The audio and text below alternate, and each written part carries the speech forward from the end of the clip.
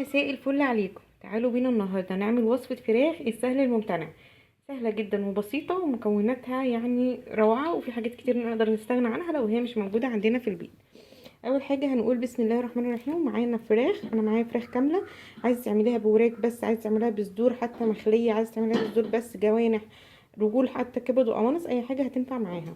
تمام. تاني حاجة معايا بطاطس، ودي اختياري طبعا اللي عايزها، بس الولاد بيحبوها معاها فانا هعملها معاها. ومعايا كمان بصل شرايح زي كده، ومعايا كمان فلفل شرايح هنا، ومعايا طماطم شرايح، ومعايا توم مفروم من اللي احنا مجمدينه، ومعايا فلفل احمر مفروم بيدي الاكل طعم حلو جدا، ومعايا نص ليمونه. التوابل بتاعتي هتبقى عباره عن زعتر وفلفل اسود وكمون وملح وتوابل مشكله وورق لورا، لو عندك حبهان تمام. الصوصات ديت اختياريه تماما، وممكن ما تحطهاش. معايا مستردة وبابريكا وكاتشب، وممكن ما تحطيش خالص. ومعايا معلقه من الخل. يبقى دي كده كل مكوناتي تمام. طماطم، بطاطس، فلفل، بصل، ليمون، فلفل احمر، توم، توابل ملح، فلفل اسود، كمون. كمان لو عندك كزبره بتبقى حلوه جدا. ومعايا ورق لورا وزعتر وتوابل مشكله. والصوصات زي ما انا قلت اختياري. طبعا انا النهارده هشتغل بالكيس الحراري، بيبقى تحفه جدا في التسويه يا جماعه، وبيدي طعم الشوي كده، وبيدي الفرخه لون حلو جدا. ما عندكيش يبقى صينيه وهنغطيها فويل، او هتغطيها بغطا عادي خالص مفيش اي مشكله، او لو حتى ازازه وهتحطي هتركبي كده الفرخه عليها لو انت عاملاها بحالها زي حالتي كده. تمام. اول حاجه هعملها ايه بقى؟ هنزل بالخضار. تمام.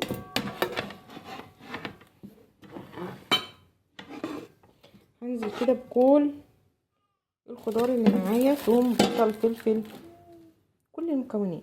تمام. وهنزل عليها بالتوابل، عشان كده زي ما قلت لك ده سهل نعملها بالنسبه لي، اكله سريعه جدا. وهنزل بالصوصات. هعصر كمان الليمون، وهحط برضو القشر. اشيل برضو البذر ده، واحط معلقه من الخل، واحط كمان معلقه من الزيت. مش عايزه تحطيها خالص مفيش اي مشكله، الفراخ بتاعتنا اساسا يعني بيكون فيها دهون وبتنزل ده. بس كده هبدا دلوقتي ان انا اقلب كل الكلام ده. مش تقليب، لا، انت هتدعكيه بايدك كويس جدا في بعضه لحد ما كل الكلام ده كده يتداخل مع بعض. كده معايا هي الفراخ. الفراخ ما شاء الله حجمها كبير. انا غسلاها ونقعاها في ملح وخل ودقيق وليمون. هبدا اعمل فيها فتحات من تحت الجلد كده، طبعا مكسوره برده من تحت الجلد، شايفين ما شاء الله. وغسلاها من جوه مخليها بصوا بيضه فله. وهبدا انغص فيها كده عشان التتبيله تدخل في كل مكان فيها، في الوراك وفي كله. وبعد ما دعكنا التتبيله التانية كده في بعضها كويس جدا بايدك كده عشان تطلع الميه اللي فيها، هنقوم واخدين من الخلطه ديت وحاشين بيها جوه الفرخه نفسها بالبطاطس بكله. تمام. وهنحشي تحت الجلد. وكمان ما ننساش معانا، انا معايا كميه محترمه كده من الكبد والقوانص، هنحطها معاها. ممكن تاكلهم تاني يوم لوحدهم، تاكليهم معاها عادي براحتك، بيبقى طعمهم حلو جدا برضو. والرجول يا جماعه دلوقتي محدش بيرمي حاجه، يعني اللي تقولي تاخديه من الفرخه خديه.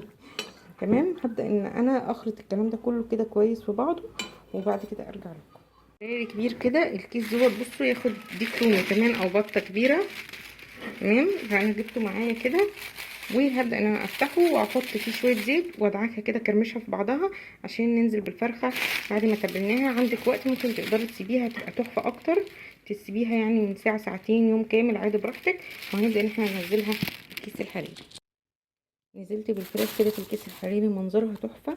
والبهريز بقى اللي نزلت ديت هحط عليها نص كوبايه ميه، واحطها كمان مع الكيس، وهربطها، وهحط في الصينيه ديت شويه ميه سخنين، واحطها في الفرن. انا مشغله الفرن من اول ما بدات علشان يبقى ساخن جدا، وهحطها على ارضيه الفرن من تحت. انا كده الفرخه في الكيس الحراري كل السخونات اللي حواليها نسيت قلبي حطيته جنبهم كده. وحطيت هنا ميه، ممكن تحطي معاها ورقه لورا عادي مفيش اي مشكله. وهبدا دلوقتي ان انا ادخلها الفرن ساخن جدا، وهسيبها حوالي ساعه ونص ولا حاجه عشان فرختي كبيره. لو عايزه تسيبها ساعتين كمان. بس هي على فكره في الكيس الحراري اصلا بيسرع التسويه جدا، يعني حتى لو فراخ كبيره، بطه كبيره، اي حاجه كبيره بتسوى بسرعه، فممكن يعني ساعه الا ربع تلاقيها بقت دايبه. فاول ما هتاخد معايا اصلا لون هي بتتلون لوحدها من غير ما تفتحي الكيس، او ممكن تحتاج حاجه بسيطه بعد ما تفتحي الكيس. هحطها. بصوا شايفين منظرها تحفه. انا على فكره انا مش شايفه اي حاجه، الشمس جايه في وشي. المنظر عندي هنا من وش الشباك جاي في الفراخ وجاي في عيني، والشمس بصوا رهيبه. فاحنا النهارده يعني بصوا وصفتنا بنعملها والشمس في عينينا. فانا دلوقتي هبدا احطها في الفرن واعمل معاها شويه رز بشعريه، ممكن اعمل شويه فاصوليا يعني عادي جنب البطاطس، لان دول كانوا بطاطسيتين اتنين بس. وهنشوف كده هنعمل ايه. اقول لكم حاجه مهمه جدا، ان احنا الكيس قبل ما ندخله نديله واحده غزايه هنا وغزايه هنا عشان ما يتفجرش، وادخله على طول على الفرن. اسهل بقى ما في موضوع الخضار ان كل حاجه بتبقى مفرزه عندي في الفريزر. بطلع البصل، بطلع الثوم، بطلع الفلفل، واحط كل شويه زيت. وكمان عندي الفاصوليا مفرزه. شايفين الفاصوليا بسلقها واحطها في كيس كده في الفريزر لغايه ما بحتاج بطلع على طول كيس كده وهنزلها على طول في الصلصه. وكمان عندي الصلصه مفرزه سايباها تحط في الميكرويف وهنزلها على البصل. اي ام عندها طفل رضيع هتفهم اهميه ان يبقى عندك حاجات مفرزه في الفريزر.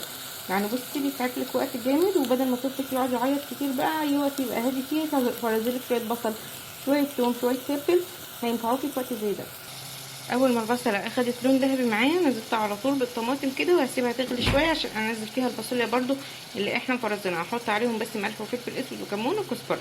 حاجه بقى عندي الرز، ما عنديش شعريه هقف لا، هحط كده شويه لسان عصفور، بيبقى احلى شويه رز بلسان عصفور.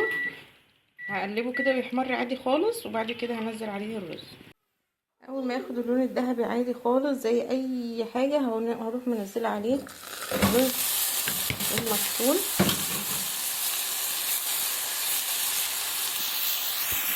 احط عليه ملح واقلبهم في بعض.